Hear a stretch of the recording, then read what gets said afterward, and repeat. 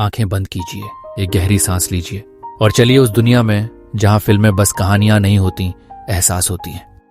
नमस्कार दोस्तों, स्वागत है हमारे पॉडकास्ट मूवीज फिलॉसफी में, जहां हम भारतीय सिनेमा की गहराइयों में उतरते हैं और उन कहानियों को फिर से जीते हैं जो हमारे दिलों को छू जाती हैं। आज हम बात करेंगे 1997 की एक ऐसी फिल्म की जिसने प्यार, संस्कृति और रिश्तों की जटिलताओं को बखूबी दिखाया, परदेस।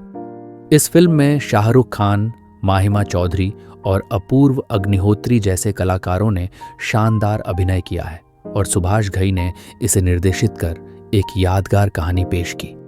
तो चलिए इस भावनात्मक रोलर कोस्टर की सवारी पर चलते हैं और देखते हैं कि कैसे प्यार और संस्कृति के बीच का टकराव एक अनोखी प्रेम कहानी को जन्म देता है।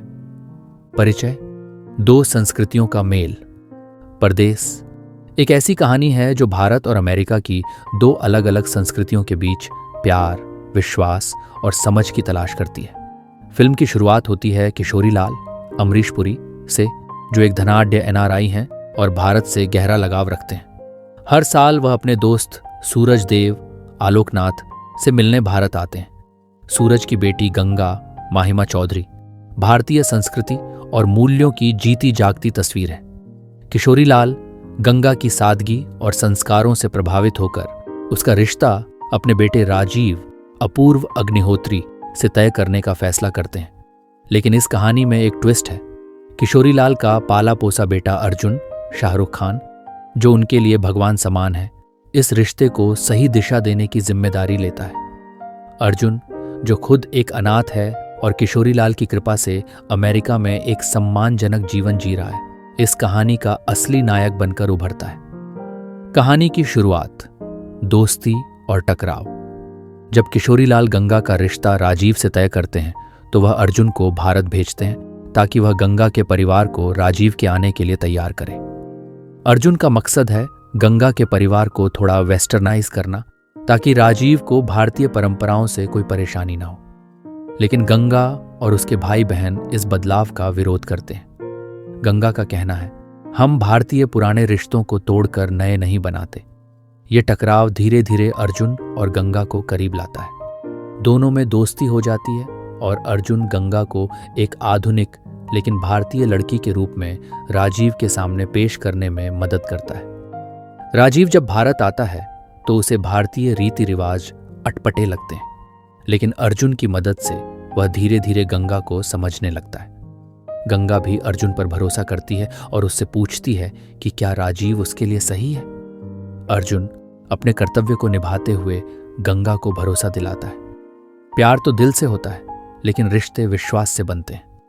गंगा और राजीव की सगाई हो जाती है और गंगा राजीव के साथ अमेरिका जाने के लिए तैयार हो जाती है ताकि वह वहां की जिंदगी को समझ सके।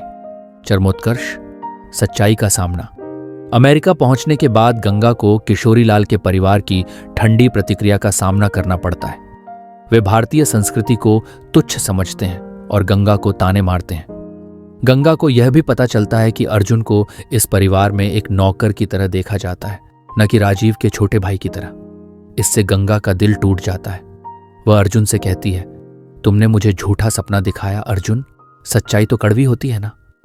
इसी बीच गंगा को राजीव की असलियत पता चलती है। उसका लापरवाह जीवन, उसकी पुरानी प्रेमिकाओं की कहानियां और उसका भारतीय संस्कृति के प्रति अपमानजनक रवैया गंगा को तोड़ देता है। एक दिन लास वेगास में राजीव गंगा पर शादी से पहले शारीरिक संबंध बनाने का दबाव डालता है और भारत के बारे में अपमानजनक बातें कहता है। गंगा गुस्से में उसे थप्पड़ मार देती है और सगाई तोड़ देती है। राजीव गुस्से में गंगा पर हमला करने की कोशिश करता है, लेकिन गंगा किसी तरह वहां से भाग निकलती है। अर्जुन उसे एक ट्रेन स्टेशन पर मिलता है और उसे वापस भारत उसके परिवार के पास ले जाता है। भारत पहुंचने पर गंगा के परिवार को गलतफहमी हो जाती है कि अर्जुन और गंगा भाग गए हैं। राजीव भी भारत पहुंचता है और गुंडों के साथ अर्जुन पर हमला करता है। अर्जुन बुरी तरह घायल हो जाता है, लेकिन गंगा के लिए वह लड़ता है। इस बीच किशोरी लाल वहां पहुंचते हैं और अर्जुन से जवाब मांगते हैं।